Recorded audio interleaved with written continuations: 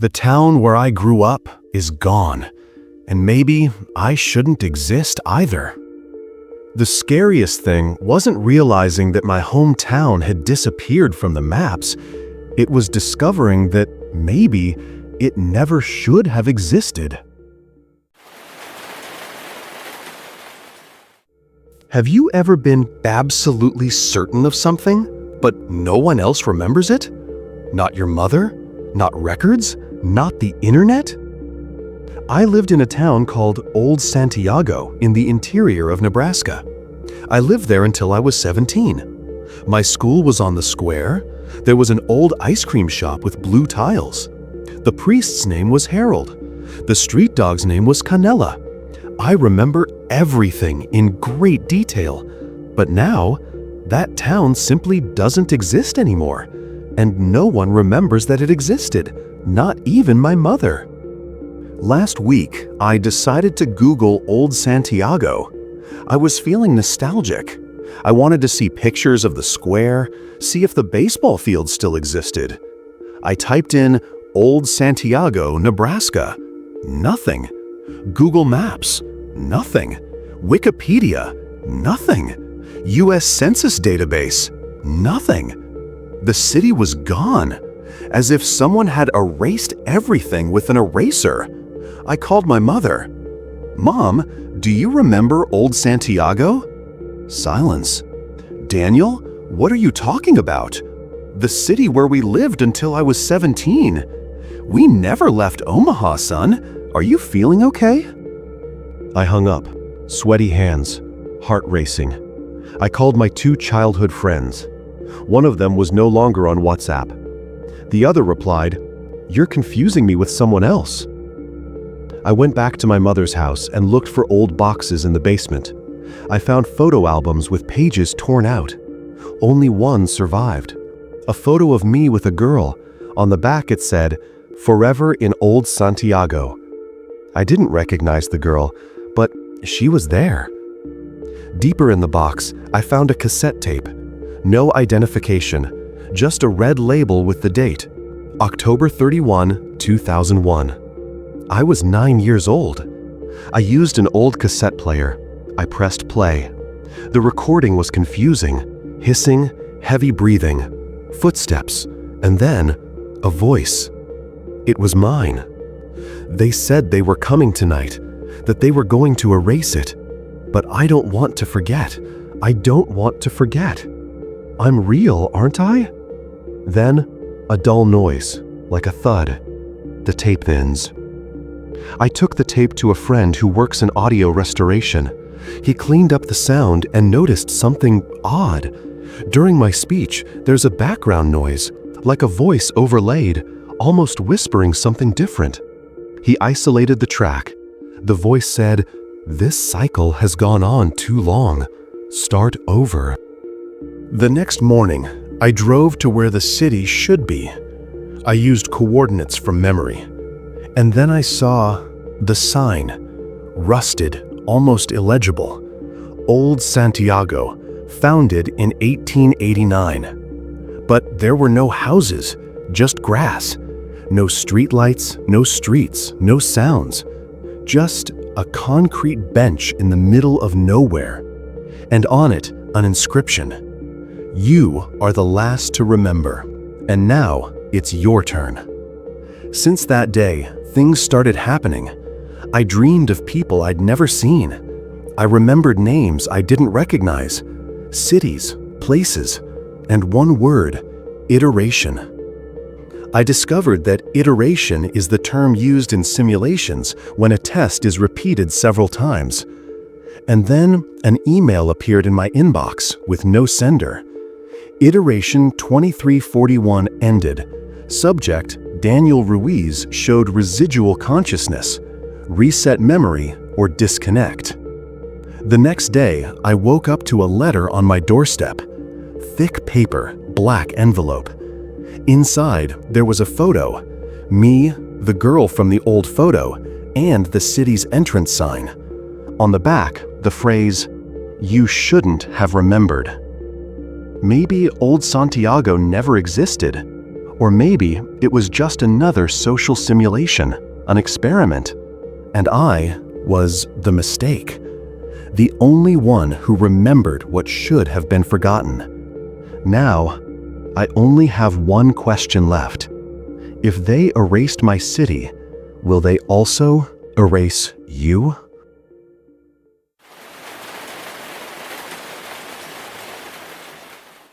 They erased the city, but they forgot to erase the wrong person.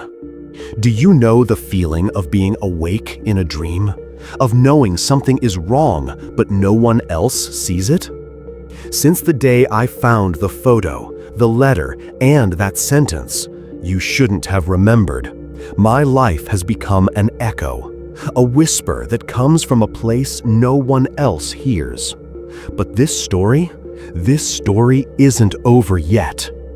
3 days later, I received a video on an old phone that had been turned off for years. It was shaky. It showed a forest. It was raining heavily. The image barely held together. But there was a voice, almost breathless. "They're restarting. Santiago is just a piece. You're not alone."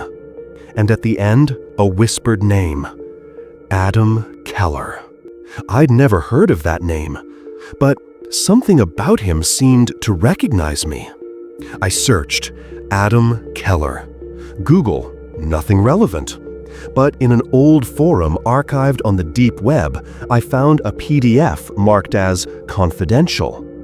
Iteration 1883, failure, subject AK. A 36-page dossier. It told the story of a man who, like me, remembered things he shouldn't have. Missing in 2009. Last sighting, Colorado. Last recorded sentence. Reality isn't deleted, it's overwritten. That same night, I received an email. No sender, no subject, just, "Do you want answers? Come to iteration 0. There was a link and coordinates. A remote location in Colorado. A former decommissioned military installation. The kind of place no one stumbles upon by chance. I drove for 2 days. I arrived at dawn. The place seemed forgotten. Fences torn down, antennas rusted. Absolute silence, no sign of life. But inside, they were waiting for me. Dusty hallways, rooms with broken monitors, and then an entire wall with photos, faces. Some with the word reset, others disconnected, and one of them with my face, under observation. In the room at the back, he was there, thin, pale, with dark circles under his eyes. It was Adam Keller. "I knew you would come." He told me everything. Cities like Santiago were simulated environments for studying human behavior, memory, obedience, trauma. Each iteration was a cycle of tests, and sometimes a guy remembered. These subjects were marked, watched, and eventually erased. Adam led me to the basement, a dark hallway with lights failing. At the end, a room with glass tanks. Inside them, people, sleeping, tied up by wires, in a coma. And between them, me, my body, there, breathing. You are a code error, Daniel. A fragment of consciousness that leaked from the simulation. You shouldn't have woken up. Adam handed me a device. 2 buttons. A green one with the word disconnect. A red one with the word persist. Green, you return to your body. Forget everything. Live in peace. Red, you keep remembering, but they will hunt you. I stared at the buttons for what seemed like an indescribable amount of time. And then, click. Maybe you can hear me now. Maybe you think this is just a story.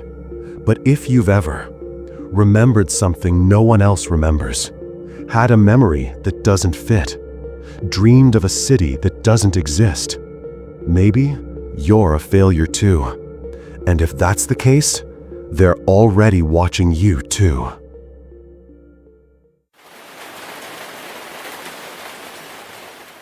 If you're listening to this right now, you've been activated too. There are things that cannot be unremembered, and once remembered, they find you. I chose the red button. I chose to persist, to remember. And since then, every minute has become a silent escape. They're hunting me, but now the story needs to be told to the end. Because I discovered something that not even Adam Keller knew.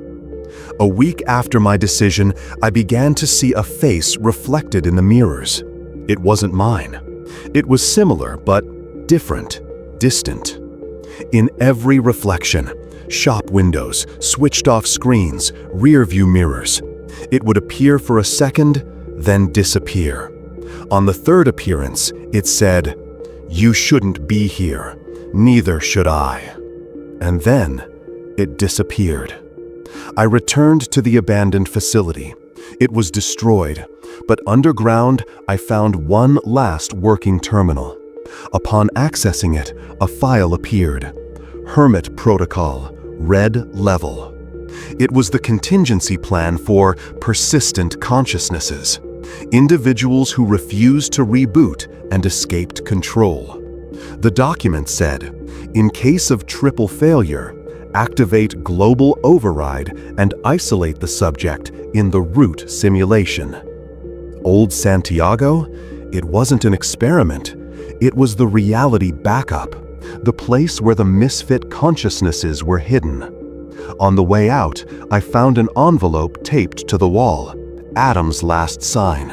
Inside, a handwritten letter. "Daniel, if you're reading this, I failed. But you can still escape. There's a loophole, not in the code, but in the language.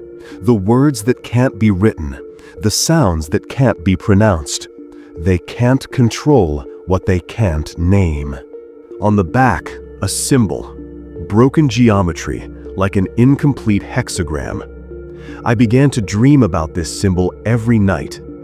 I discovered that the symbol was a mimetic trigger, a forbidden concept, an image that, when internalized, breaks the logic of the simulation.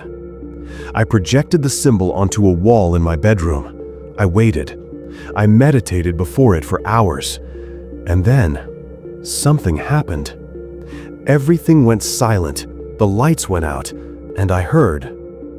Paragraph corrupted, input irregular, reboot aborted. I began to see things, codes floating by, names of people I had met in dreams, cities I had never visited, memories I had never experienced. I was crossing the threshold. The next day, I woke up in what seemed like the same world, but something was wrong. No one would look me in the eye. Expressions were wrong. Clocks were ticking out of rhythm. And there was a constant presence, someone following me. On the subway, in alleys, in hallways, a tall man, always in a gray suit, no face, no hurry. One day, he approached me and said, "The truth does not set you free, Daniel. The truth isolates you." And he disappeared. On the last night, everything went white. The bedroom wall disappeared. The floor evaporated. I was left floating in the void. A screen formed in front of me. It said, "Iteration 2341 terminated with persistent failure. Subject irreversible. Proceed with reintegration to the core." And then I woke up. In a place I had never been, with people who say they are my family, names I should remember, but I don't. They say my name is different, but sometimes I still hear my real name echoing in the back of my mind, Daniel. Maybe I was erased. Maybe I was absorbed. But if this story reached you, it's because some part of me is still here. And if you remember me, Maybe that's enough for me to continue existing. Memory is the last form of resistance. Now tell me, do you remember the city called Old Santiago?